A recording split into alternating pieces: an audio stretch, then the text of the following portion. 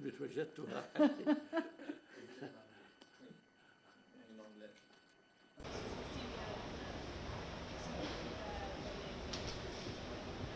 Eh ben non, il rentre pas dans la salle, si. Je ne sais pas où il va.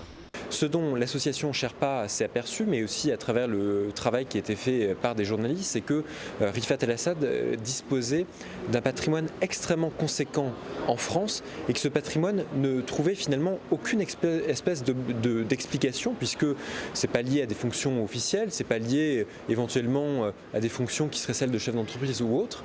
Et c'est tout de même un patrimoine qui est estimé aujourd'hui à près de 90 millions d'euros, donc c'est dire si c'est astronomique.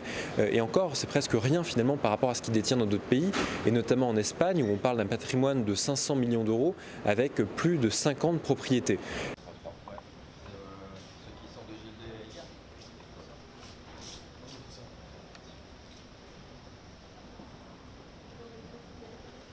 Pas les sources de financement, et c'est précisément la raison pour laquelle aujourd'hui il est poursuivi pour des faits de blanchiment, parce qu'il a pu d'ailleurs essayer de s'expliquer pendant les investigations, mais ces explications n'ont jamais été véritablement convaincantes, et c'est précisément parce que ces explications n'ont pas été convaincantes qu'il doit faire face aujourd'hui à la justice pendant une dizaine de jours pour répondre de ses actes.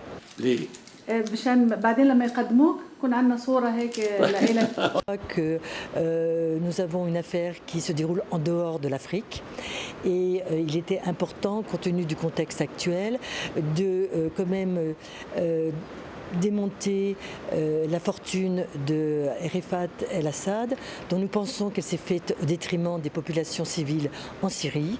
Et c'est pourquoi pour nous ce procès est à double titre important. D'abord pour obtenir effectivement une reconnaissance qu'il y a eu des détournements de fonds publics pour l'acquisition d'un tel patrimoine au détriment des populations civiles, mais aussi d'essayer d'obtenir à plusieurs mois long terme un cadre légal pour assurer une restitution des avoirs auprès des populations dans un cadre transparent et rigide sur lequel on puisse avoir un contrôle.